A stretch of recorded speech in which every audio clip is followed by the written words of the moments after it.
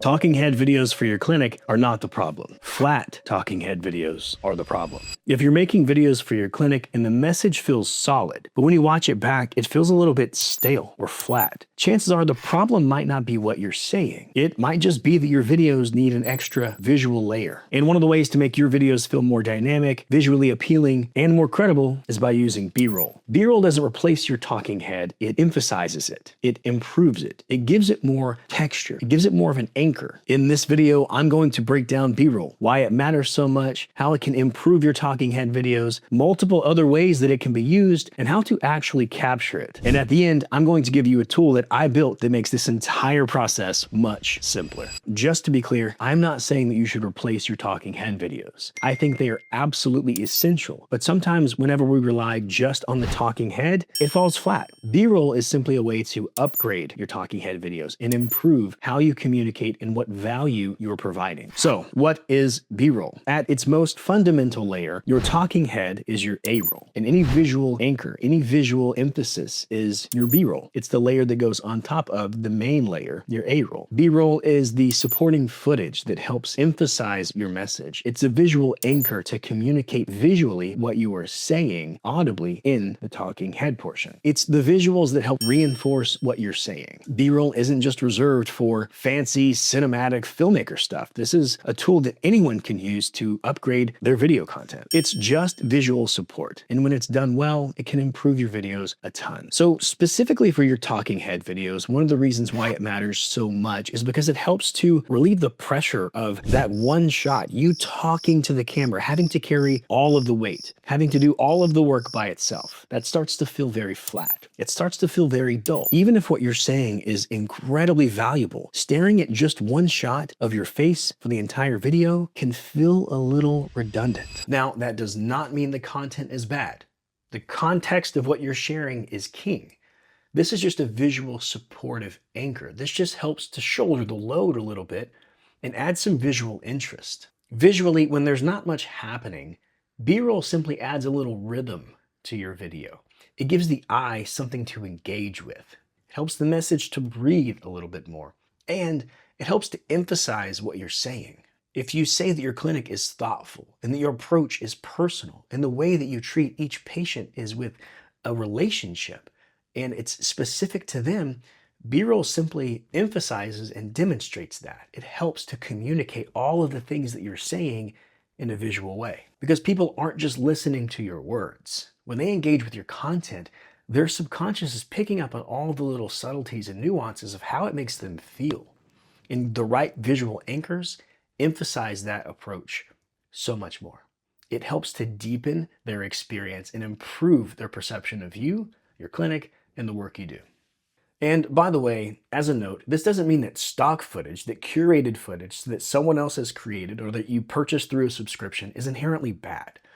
I think it's bad when it's off-brand, when it feels generic, when it feels very stale, when it's a distraction rather than an emphasis to what you're saying. So if you're using stock footage, pre-sourced and curated clips that someone else has gathered, make sure that it feels like it could belong to you. Make sure it feels like it has your brand and your stamp on it somehow. Profile or improving it in some way in the edit. Just giving it your feel and your essence can drastically improve stock footage. Another reason that B-roll is absolutely essential is because it has many use cases. We have talked at length about how it improves your A-roll, your talking head videos, how it improves your communication in these value-based, direct-to-camera oriented videos. But it has so much more benefit. It has so many more use cases.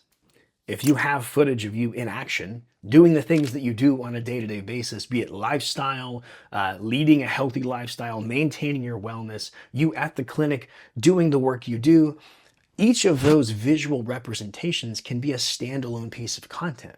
If you take a series of B-roll clips that you've curated and you add some text or you add some voiceover to that video, it is a great short form piece of content for social media. It communicates something visually and you're delivering a message either audibly or through text on screen. So the same B-roll that you've captured to use in your talking head videos, you can see has many benefits even outside of that as standalone pieces of content. So the big idea here is that you adding to this B-roll library consistently, just little deposits over time, creates for you an exponentially greater number of opportunities for content. We're really wringing out the rag to get everything out of that effort. You can use those same assets in multiple ways, multiple times over. So the question becomes, if B-roll is so helpful, why do so many people avoid it? I have many clients that understand the benefits of B-roll, still find it a little bit difficult to curate their own shots or capture their own clips. Now, the assumption is that it has to be a separate filming day, that it's this big undertaking, that you have to bring out all the equipment and the lights, and you're carrying around your camera everywhere you go, and it takes you out of the moment, and you have to be very, very, very burdened by the task of becoming a filmmaker or a documentarian to some degree, that you're always going to be capturing footage of everything everywhere. It's not that difficult. It doesn't have to be that way. And the other obstacle that's just as common is not knowing what to film. You may understand the benefits of B-roll. You may be on board with capturing it. You may be prepared. You've got your phone or your camera ready to start capturing these clips, but you just don't know what to film. You don't know what clips to start gathering to be used as B-roll. It just feels a little bit confusing to you, and you don't know where to start. So the truth is, most people are avoiding B-roll not because they don't believe in it or they don't see the value in it, but they've never really been given the right process for how to go about it. No one has made it feel simple for them. And when it feels simple, it's much easier to use. It's much easier to plug into your existing busy schedule. It's so much easier to do in a consistent manner. And that's really the whole game here. Not making it perfect, but making it simple so it's sustainable. So the best way to decide what to film, and this one might be a complete perspective shift for you.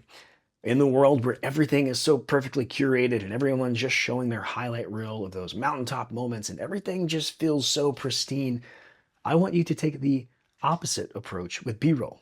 Film the mundane, film the boring, film the normal. Because the question is not, what should I film that will look cool? What should I film that will be impressive? Instead, the question is, what can I film that will help the viewer feel something? What can I film and capture that will help to emphasize what I'm saying in my content?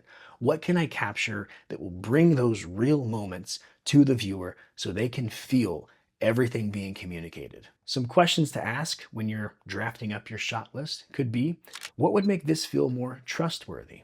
What would make this thing or this action or this service feel more specific? What would help a potential patient picture this experience? Now, if you're really early on in this process and you don't yet have many talking head videos, if you don't yet have a lot of value-oriented content, if you haven't built out that library quite yet, just zoom all the way out and think about all of the things that you would like to be teaching someone when they begin working with you. Whether it's answering those frequently asked questions, showcasing a bit of who you are and your passions and convictions about why you do the work you do, or even sharing some of those client and patient wins. Once you've determined these big anchor videos, you can start to visualize what little bits of footage, what B-roll clips would help to emphasize the points that would be made in those videos. You don't need an elaborate filming day. You don't need to block off an entire work day from your calendar. Just think about it in an ongoing approach. If this week's focus is just capturing lifestyle, things that you're demonstrating, that you lead a healthy life, that you practice what you preach, then the week's focus should just be getting clips in that category. If the week is about your clinic and the atmosphere or the environment, the focus of that week should just be capturing those clips. It shouldn't take you away from the work you do. It should be giving those little moments within the work you do to the person that needs what you offer. So you don't have to be overwhelmed by this process. This is really just a little bit, few deposits over an extended period of time. We are building a library of assets. We are curating options for you to use in many ways when you create your video content. So you don't need more complexity here. You need a simpler way to notice what's already around you. Because most clinics already have plenty of B-roll opportunities, they're just not thinking about them strategically. And all of this is exactly why I built the B-roll blueprint. Because for most, the problem is not trying to justify why B-roll matters.